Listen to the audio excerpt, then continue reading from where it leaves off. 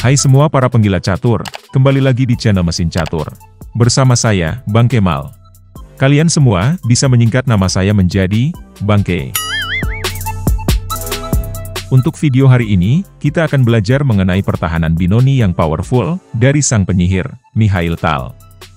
Tak usah berbahasa banci, langsung saja kita tidur. Nyoah beset mang. Di sini saya akan menyuguhkan partai-partai dari Mikhail Tal yang menyajikan sihir taktis dan pengorbanan perwira yang ciamik dalam pertahanan binoni. Mari kita simak partai pertama saat dia menghadapi Anatoly Ufimtsev di tahun 1967. Pertahanan binoni bermula saat putih memainkan D4, hitam kuda F6, lalu C4, dan hitam membalas C5.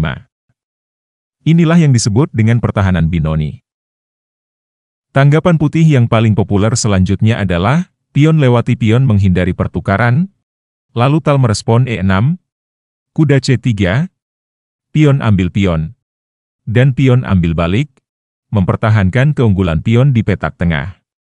Sementara itu, hitam menciptakan pion mayoritas di sayap menteri. Lalu Tal lanjut pion menghambat laju pion, kuda F3, pion G6, pion E4, gajah fianchetto, dan gajah E2. Kemudian kedua belah pihak saling mengamankan raja, hitam rokade, putih blokir. Tal mulai sedikit memberikan presur di petak tengah, benteng digeser ke E8, kuda mundur menambah perlindungan pada pion center. Langkah cerdik kuda melipir ke A6, mempersiapkan pertempuran di sayap menteri.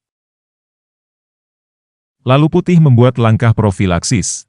Raja digeser ke pojok, karena ingin mendorong pion menginvasi petak pusat, tanpa harus takut mendapat serangan dari diagonal gelap oleh menteri. Kuda mundur bersiap melakukan serangan, tapi pion maju mencoba menetralisir. Benteng menambah daya gedor. Lalu putih meluncurkan serangan balik, pion F4 dimainkan. Dibalas pion A6, membuat persiapan akhir serangan ke sayap menteri, namun putih langsung memutus arus dengan pion maju ke A5. Selanjutnya Tal mengeluarkan gajah ke D7, berniat mengamankan petak B5. Putih ingin terus melesakkan pionnya ke petak tengah, akan tetapi, pion D5 menjadi tertekan 2 kali, maka putih menggelontorkan gajah ke F3, dan kuda maju menantang kuda. Sejurus kemudian, pertempuran tengah diinisiasi oleh putih. Pion maju serang kuda, pion makan, benteng membalas, kuda jumping menyerang benteng. Untuk menjaga keagresivitasan, Tal menggeser benteng ke F5. Kuda lompat sekali lagi mengudak-udak benteng.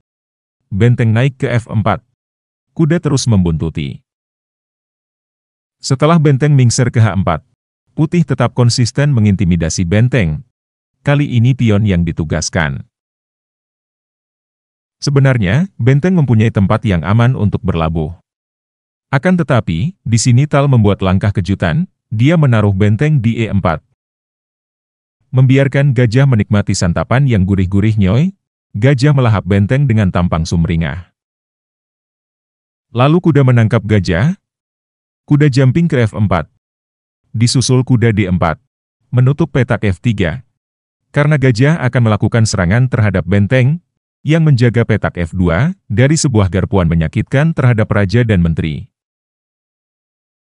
Oleh karena itu, putih menggeser raja ke G2. Lalu menteri dipindah ke E7 oleh Tal. Benteng mingser ke E1. Pion H5.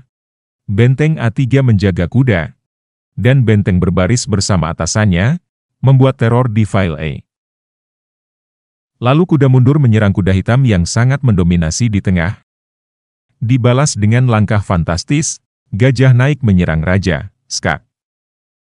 Saat raja menangkap korban pesugihan, setelah kuda kembali menyerang raja, skak, Anatoly Ufimtsev langsung mengibarkan bendera kuning, dia menyerah pada langkah ke-28. Sebab, dia melihat kelanjutan, jika raja menghindar ke H4, Kuda salto ke F3, skakmat. Atau kalau raja lari ke G2, menteri mengejar, raja F1, menteri F3. Dan setelah raja kabur, raja mati menjadi ubur-ubur, skakmat. Kita lanjut pada partai kedua. Di sini Mikhail Tal berhadapan dengan lawannya, Samuel Reshevsky, yang merupakan salah satu Grandmaster terkemuka pada zamannya. Pertarungan ini terjadi pada tahun 1970 di Herceg Novi, Serbia. Di partai sebelumnya, hitam membalas kuda F3. Namun kali ini, putih meladeni dengan pion maju memperkuat pion. Tal lanjut G6, dibalas gajah berbunga sambil menyerang raja, skak, kuda menghalangi, dan pion maju menyerbu sayap raja. Lalu gajah fianchetto, kuda F3, kemudian keduanya saling memarkirkan raja, hitam rokade, putih blokir. Selanjutnya pion usir gajah, gajah mundur. Benteng mingser memberi presur pada file E. Putih membalas A4, menghentikan rencana invasi hitam di sayap menteri.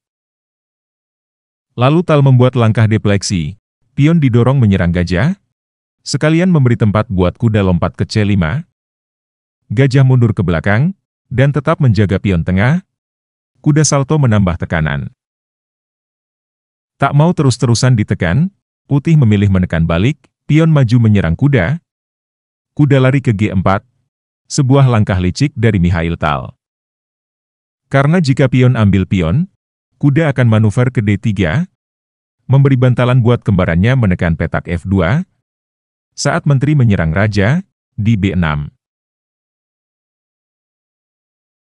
Oleh sebab itu, putih buru-buru langsung mengusir kuda. Kuda mundur ke H6, gajah keluar kandang menyerang kuda. Kuda menghindari ancaman, sembari memberi tekanan 4 kali terhadap pion. Sebenarnya langkah terbaik buat putih pada situasi ini, yaitu menggeser menteri ke D2, karena kalau pion ambil pion, dan pion ambil balik, kuda akan mendapat tekanan. Akan tetapi, di sini putih memilih langkah agresif, pion didorong maju ke G4. Hal ini berarti, mengizinkan Mikhail Tal untuk mengambil pion. Pion makan, kuda membalas, dan benteng embat kuda, sembari menyerang gajah. Lalu gajah serang balik, benteng berayun ke G6 mengintip ke arah raja. Dan setelah gajah gebuk gajah, Tal ingin membawa lawannya ke dalam hutan yang gelap gulita, di mana 2 ditambah 2, bisa menjadi 5. Alih-alih mengambil balik gajah dengan raja, dia memilih menghantam pion pakai kuda, mengorbankan diri. Pion langsung menghajar kuda gratisan, gajah membalas menyerang menteri, menteri maju ke D4 melindungi gajah. Sejurus kemudian, Tal mulai melakukan perburuan terhadap raja lawan, gajah membuka tabir benteng, skak, raja lari ke F2, benteng mengejar. Raja sebenarnya bisa dibawa ke tempat yang lebih aman di S1. Namun, putih memindahkan rajanya ke F3, memasang sedikit jebakan Batman. Sebab jika benteng mengambil gajah, putih akan mengambil alih serangan. Oleh sebab itu, Tal membiarkan gajah, lalu memilih membawa menteri ke G5, mengancam skakmat dalam 3 kali gebrakan. Putih mengantisipasi dengan menteri serang menteri, Tal menolak, lalu kembali menyerang raja. Raja kabur ke E3, benteng mengudak-udak. Setelah raja hanya bisa bergerak ke D4, benteng naik memaku menteri, dan putih sudah lumpuh total, karena menteri terjebak dalam dosa. Putih melanjutkan permainan dengan sisa-sisa tenaga. Gajah F6, gajah sikat benteng, benteng sikat balik, lalu benteng makan, menteri naik ke H2, mengancam gajah dan benteng sekalian. Lalu benteng adu benteng, menteri adu raja, skak, raja nyemil pion, Benteng C8. Setelah raja lari ke B3, dan menteri cocol gajah, Samuel Reshevsky, akhirnya mengibarkan bendera kuning, dia menyerah pada langkah ke-34, karena sudah tertinggal materi yang terlalu banyak. Kita masuk pada partai ketiga. Di partai ini, Tal berhadapan dengan seorang Grandmaster asal Georgia, Buhuti Gurgenidze, yang terjadi pada tahun 1957. Putih lanjut kuda F3, G6, E4, gajah fianchetto, gajah E2, dan raja parkir satu persatu, hitam rokade, putih blokir. Benteng E8, kuda D2, kuda A5, dan di langkah ke-10 ini, ketika di partai pertama, putih membawa raja ke pojok, namun kali ini, putih memilih menggeser benteng ke E1. Kuda mundur ke C7. Pion maju menghalangi pion menyerbu sayap menteri. Pion B6 hitam mainkan. Mencegah pion lawan terus merangsek ke depan. Lalu menteri naik ke C2, mempertebal darah pion center. Kuda salto ke G4. Pion langsung mengusir. Jika kalian telah melihat partai-partai yang dimainkan oleh Tal, pastinya kalian tahu langkah apa yang akan Tal ambil selanjutnya. Ya, dia menangkap pion dengan kuda, membuat tumbal pesugihan. Setelah raja menghabisi kuda, menteri menyerbu ke H4, skak. Raja mundur ke belakang, gajah maju, mengancam skakmat di F2. Kuda terpaksa mundur menghilangkan ancaman, dibalas dengan langkah gila gak ada takut-takutnya, menteri maju mencocol pion. Jika pion mengambil menteri, gajah akan mengambil balik, membuat raja akan tewas dihimpit dua gajah. Oleh karena itu, putih membiarkan menteri, dan memilih melindungi pion. Menteri maju kembali mengancam skakmat. Kuda lompat memblokir gajah, pion menyerang pion. Kuda C4 memperkuat kembarannya. Setelah pion ambil pion, gajah ambil balik, gajah pergi memaku kuda, gajah mundur menghindari serangan benteng. Lalu benteng naik ke E5. Benteng A3. Benteng berbaris bersama kembarannya. Gajah naik ke D2. Dan pada situasi inilah, putih sebenarnya sudah kalah, karena Mikhail Tal mulai membuat serangan kombinasi mematikan. Pertama-tama kuda sikat pion, gajah sikat balik, skak. Benteng langsung menghabisi gajah. Kuda gak bisa mengambil benteng ya guys. Sebab jika nekat, menteri akan skakmat di G1. Mengingat hal tersebut, putih mengungsikan rajanya ke E2. Kemudian gajah menghabisi kuda, benteng menghabisi balik, dan setelah gajah menyeruduk kuda, Buhuti Gurgenidze langsung mengibarkan bendera kuning. Dia menyerah pada langkah ke-27. Ini dia yang menjadi alasannya. Jika menteri ambil gajah, raja akan tewas dalam 2 kali gebrakan, maka langkah yang terbaik dari yang terburuk, raja sembunyi ke D1. Lalu benteng ambil benteng, benteng ambil balik, menteri ambil raja skak, benteng menghalangi. Menteri turun ke F2, raja mingser ke C1.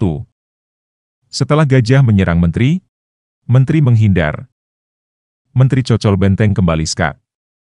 Sehabis gajah terpaksa memungut menteri, raja akan mati digencet benteng, skakmat.